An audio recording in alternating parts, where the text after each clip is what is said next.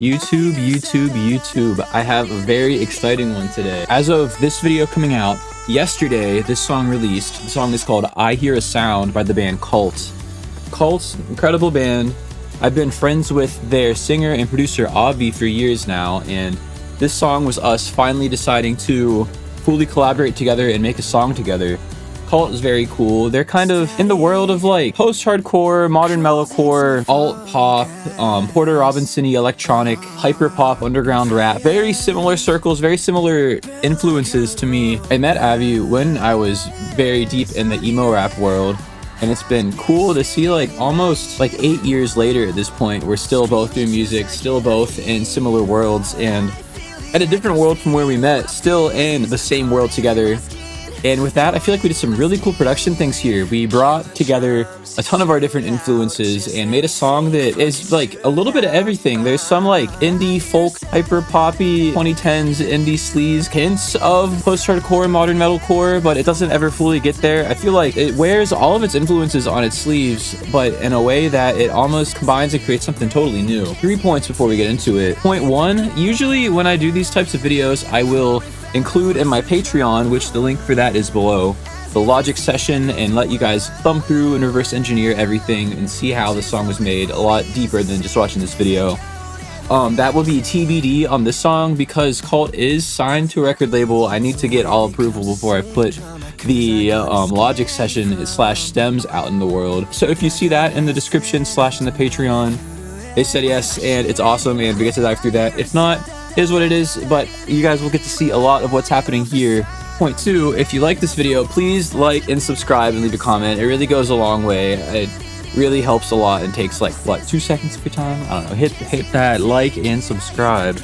And point 3, if you would like to do a session like this with me, info in the description, give me a email / DM and let's make some music. I'm always looking to take on more mixing clients, more production clients. I've had so much fun with artists that I've met through this channel. So if you think that could be you, hit me up. Let's make some hits. But yeah, I'm gonna go ahead and play through. I'll scrub through a little bit of what's happening here throughout the song. We'll get into it. Sounds like this.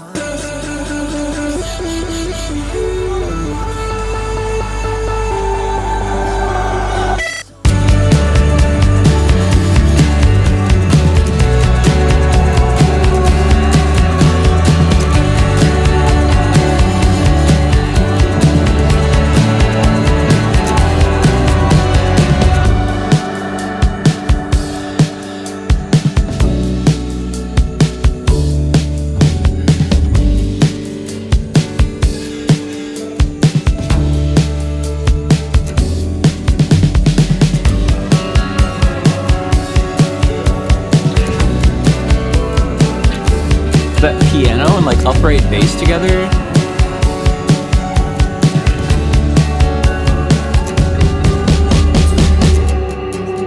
A little pre-chorus action here.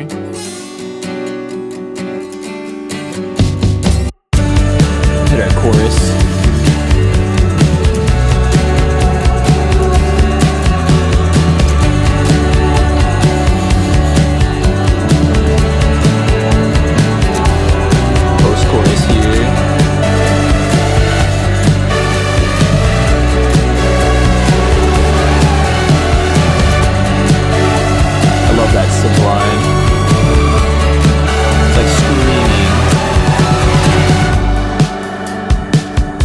Scrub forward a little bit here. Good verse, post-chorus again. Then we hit our bridge.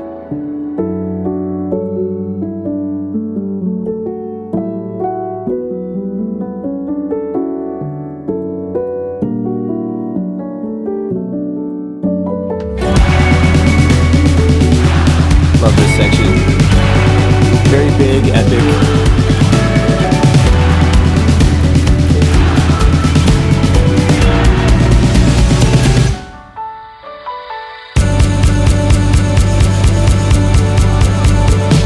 Final chorus gets all big. I kind of spoiled that for you guys, sorry.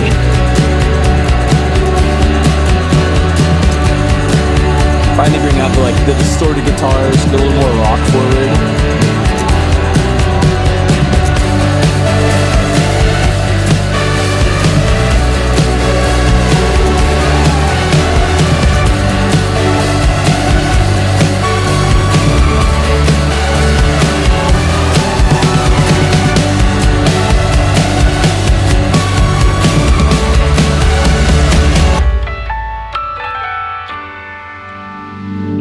so fun. I love all the different journeys the song takes. There's so many different sections that totally switch the entire sound palette.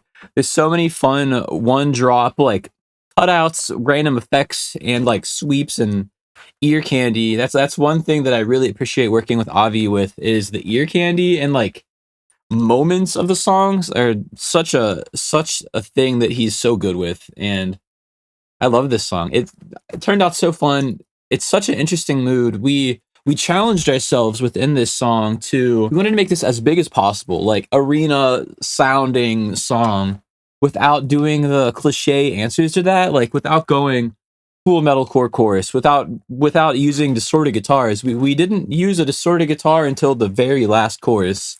And with those kind of set challenges that we placed for ourselves, it made us go different routes and pick different answers for these, like big distorted synths and like a lot of piano, some upright bass, a lot of vocal chops. That main vocal chop is my voice. I cut a bunch to make that instrument happen.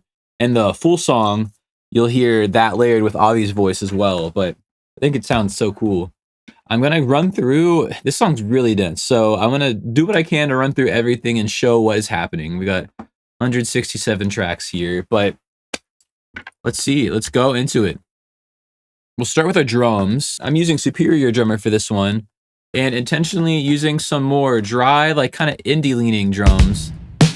The preset was this indie dry preset, and then I kind of tweaked my own cymbals. I always run multi-output on Superior Drummer, that way I can do a lot of processing afterwards. If you see, like, I have a lot of snare processing, etc.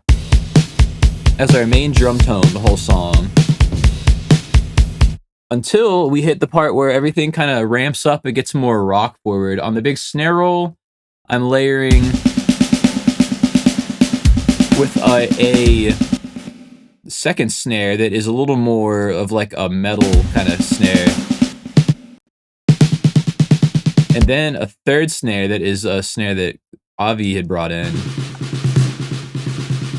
We wanted it to just sound as thick as possible versus too dry, too different from the sound we were used to. And then the Goldilocks just right of it. But on the last chorus, when it gets more rock forward, I'm layering it with that rock kit. To kind of like trick the ear, like subconsciously you can tell that there's more energy and that it is a rock song, even though it doesn't fully feel like it. It's doing a lot for the drum room. I love that sound. We have our bass guitar, which is pretty clean the whole way through. It is a DI running through this Ampeg SVT sim. I use it all the time. If you watch my videos, you've seen me open that up a million times. It sounds great. I split the signal, so both of these are tracked at the same time. I have the clean DI going into that, and then second half, I will run through the guitar amp that I tracked the guitars through. I find that that is a nice way to glue the guitar tone and the bass tones a bit through my roll and jazz course. It's just slightly out of frame down here. Tracked the bass through that as well. It's more bass forward. This one has a little bit more, it's honestly very similar tone because the jazz chorus is such a clean amp, but I'm running it through some compression. I am kind of exaggerating some like mid and high frequencies with that. I really like how those sound together. I'll compress them together a bit. I will use some R bass to bring in some more sub frequencies. I'm side chaining it to the drums with Soothe. Just making the kick and snare carve out room of the bass, that way they're not fighting frequency-wise. And yeah, that is kind of the meat of it. From there, we have some more aux percussion. I recorded some claps. We wanted the song to be fun. We wanted it to, making it sound big and like sing-along and like arena. I feel like our answer was, like I said, like a sing-along thing, like making it fun, making it like crowd participation. There's a lot of clap layers. Then a lot of shaker, and then tambourine. And it just makes it very like lush and dancey and like I feel like it invites the listener to like join that like groove in a way. Love that. From there, oh yeah, I wanted to show too, another thing we did to keep the energy going was on the dancier, like the first half of the chorus, we're keeping the bass on a more like kind of groovy thing.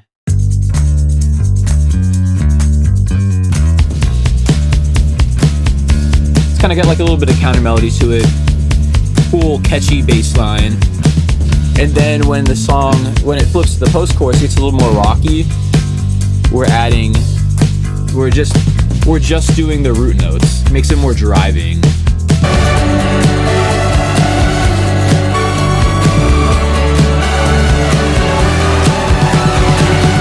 Especially because it gets a lot more dense on that post-chorus, that leaves a lot of room for it. From there, we hit our guitars. There are a bit of electric guitar layers here.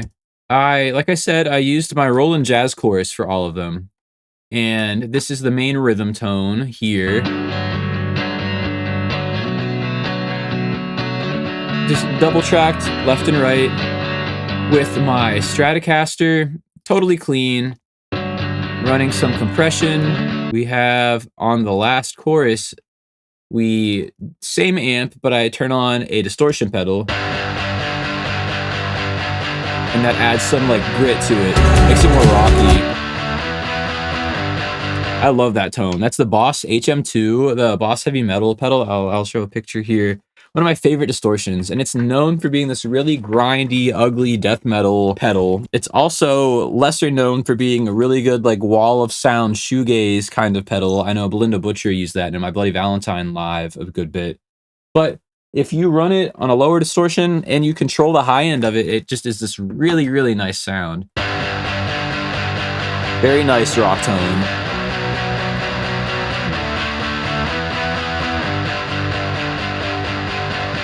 Love that. Another guitar part. Just a little lead.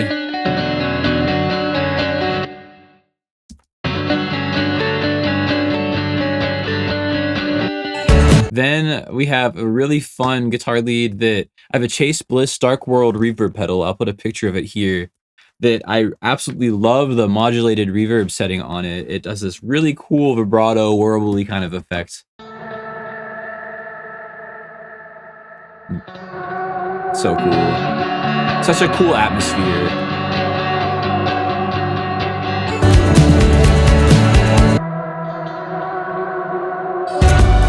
Very subtle in the mix, but it really adds that world. The side profile of it. Cut it out.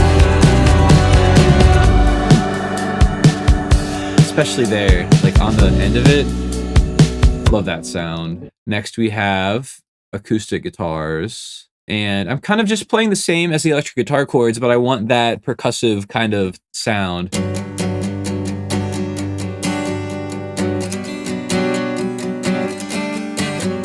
A little bit of compression, a little bit of exciting here. On the bridge, so that was single tracked with 2 microphones. It was stereo mic'd, but 1 take. Then on the bridge, when I want things to be a little bit bigger, a little more rock feeling, I am double tracking it. So it's very wide.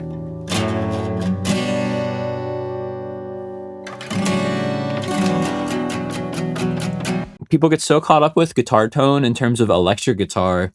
I've been trying to take that same approach towards acoustic of like, which part of the song needs what sound. Like a lot of times you do just choose that acoustic sound for the whole song, but in situations like this, it's like I want to keep the same guitar in there, but I want it to achieve a different thing.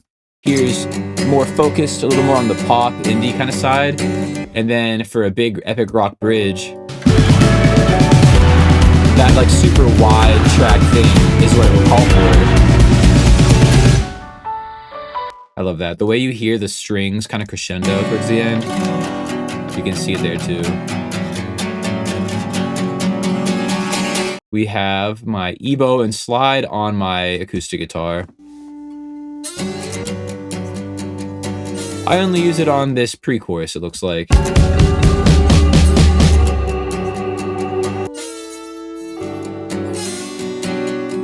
Just gets this really nice sound out of an acoustic. It has a really nice folky kind of feel to it, very expressive. I use that all the time. There we have another acoustic layer. It is, I take my acoustic guitar, pitch it an octave down, and we get this sound that almost feels like an upright bass.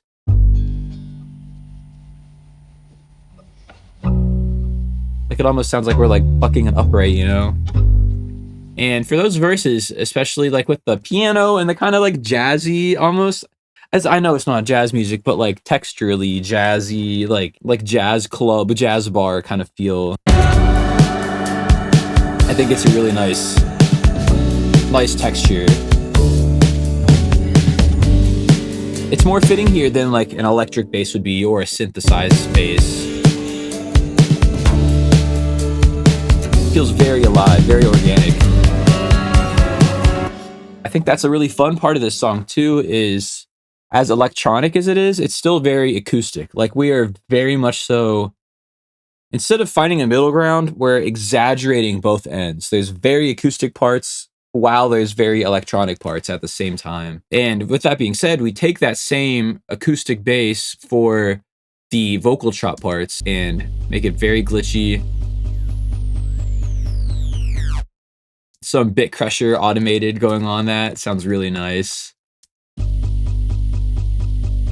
And then this time it's a little more distorted.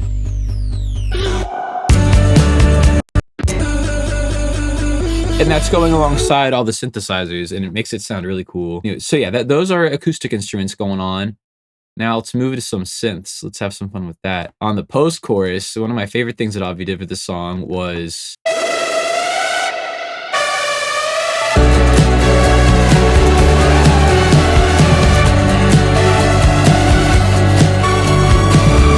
such a cool siren. It's like very screaming, very distorted. Without it, that's such a like soft sounding chorus. So having that contrast is so cool. Like that's really nice. Even with the electronics, it's very easy listening. Then you throw this in and it's kind of insane.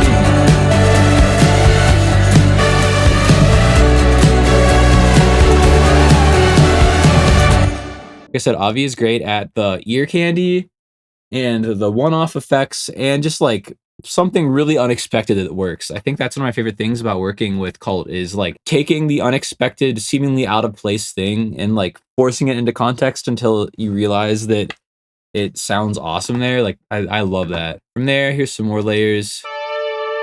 Another Avi layer of synth. It works really well with the guitar lead that I did with my reverb pedal. Together, it makes a lot of space.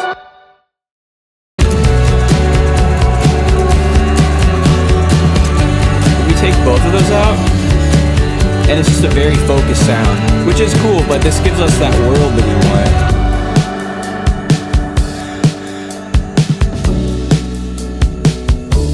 want. Next, we have some synths that we added on the vocal chop sections. Very like future-based somatics feeling thing. So that's another nice synth that made its way into the chorus a little bit. But those just really make this thick. Really take it and make like that vocal chop section a lot more energetic. So without it,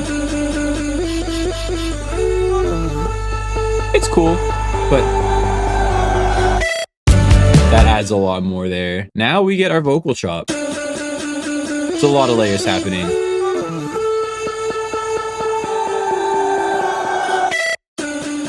So that's the main of it.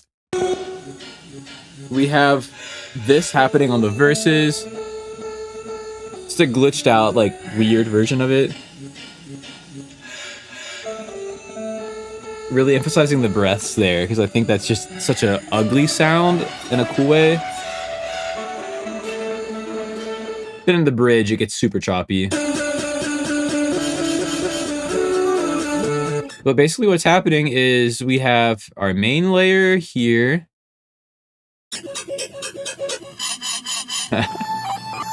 Sounds ridiculous, centered. Then we have our panned left and right. Very wide.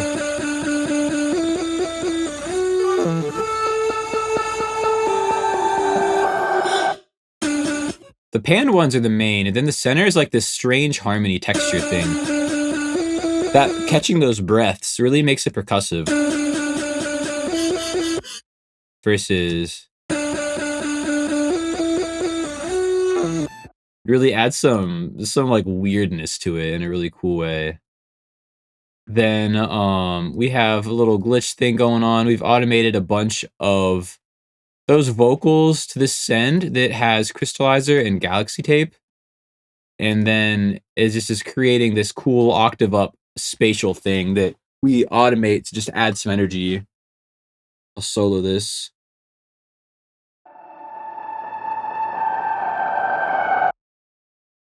And it just, I don't know, another cool layer going on there.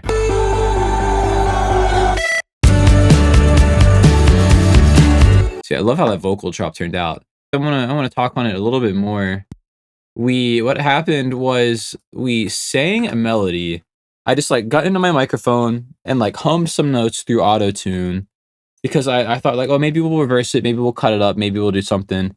But we were talking about some of the like 2010s electronic music, how they would take very like loosely chopped vocals as a melody. So yeah, we recorded the vocals as like a bed of something we knew we wanted to sample and mess with. And then we just found notes that we liked and chopped it up in a way that we liked.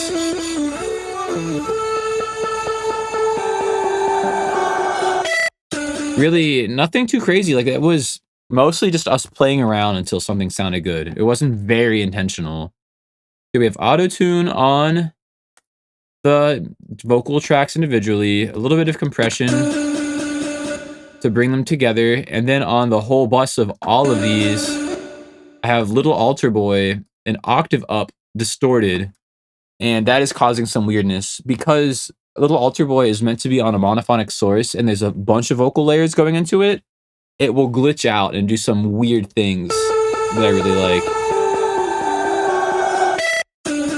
Just a really nice sound. Without it, this is my normal voice. Compressing it a bunch with the distressor. Adding a bunch of reverb on it.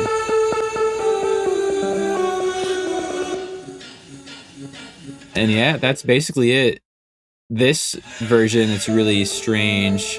I'm running Handman and Halftime to just make it sound very strange. Handman is giving it some movement. Halftime is like a gross beat type thing where it will pitch it down an octave and then like re-trigger it at a slower rate. So very cool.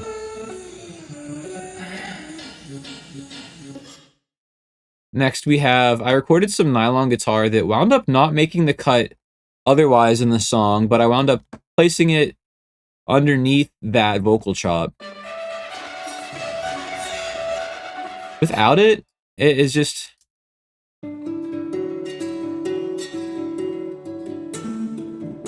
It's getting hit by that Little Altar Boy still, but just me playing a classical guitar. The Little Altar Boy kind of synthesifies it. It like makes it sound like a synth now. Pitch it up an octave. We get some tremolo, distortion, and we have a cool synth going on in the second half of the verses now. Really cool texture, really tucked in the back, but it does a lot.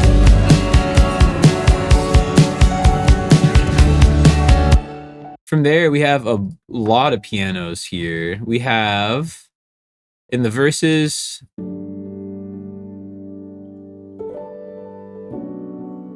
some Spitfire Labs that Avi had written, writing it, compressing it.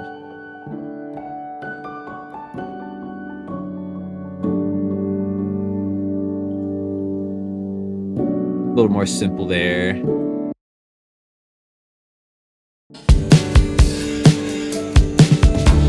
The piano really becomes the main part of these verses, I'd say. It's kind of doing what a rhythm guitar would do.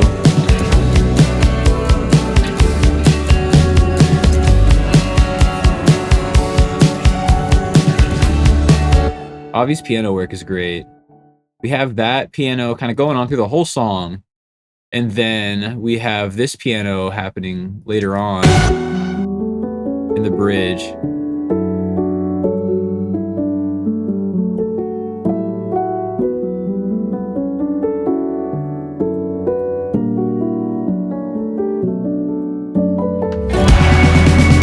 Love that.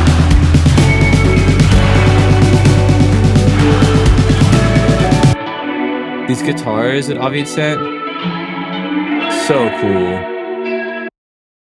I love that like really chewy, chorusy, phaser, flangey guitar tone. So nice. There's some more piano stuff that happens in the outro.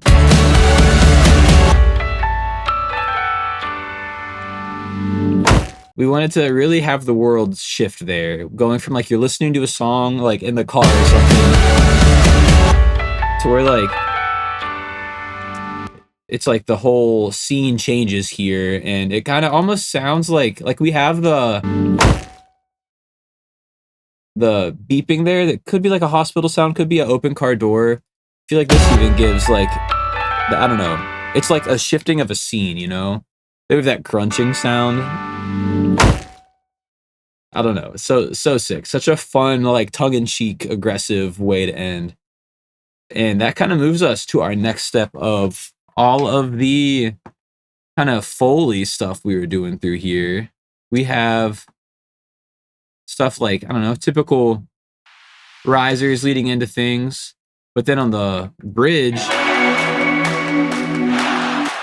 we have that crowd chant we were hearing, but then some more claps that kind of really give this feeling of being in a stadium.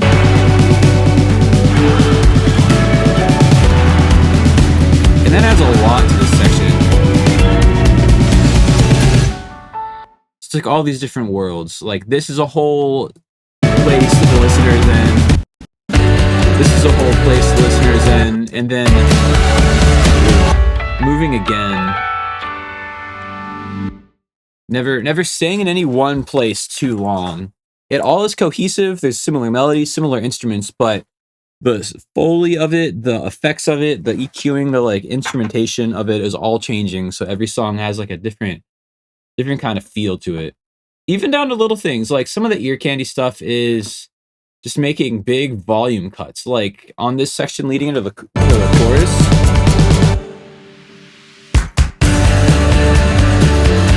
we take the drums that are very organic for the most part, and then totally hard cut volume them.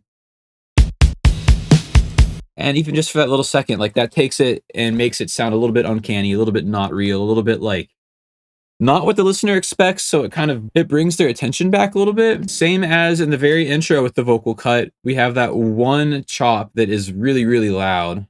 We have same concept right here. Because we could have just used a different sound. We could have just had no sound there, but I think it's that unexpectedness that makes it hit the way that it does. Going into this chorus is a big cutout here. And that one, again, it's just a big master volume cut, but it really throws you out. It like rips you out of the world, kills any immersion to like throw you right back into it. Kind of whiplash of a song in a good way. Subtle, but it does a lot. Yeah, that's how we made this song. A lot of elements going on, but I feel like I've kind of explained the themes and like how they work. If I had to give a takeaway for this song, it is to a couple. I think that having a limitation that you give yourself really breeds creativity, where here we were like, let's not do distorted guitars till maybe the very end. So it caused us to use more pianos, more synth, more textures we wouldn't normally, which then kind of totally genre changed the song and put us on this new path towards like sound design.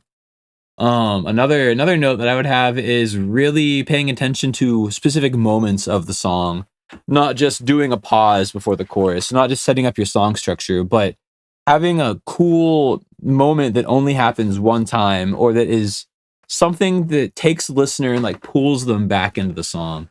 Thinking about that in your production is a really nice way to just like keep things interesting, keep things alive. And yeah, that was how we made this song. Love Cult, love working with Avi on this. Love how this one turned out. I hope you guys had as much fun with it as I did. If you made it this far in the video, thank you so much. I really do appreciate it. All the love on the channel has meant a lot. If you haven't already, please like and subscribe. If you would like to check the Patreon and see more of these sessions and download the sessions for yourself to dive through, please do. Link to that is below.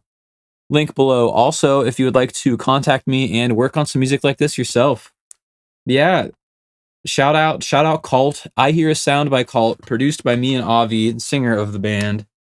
Great stuff. I appreciate you guys for making it this far in here, and peace out.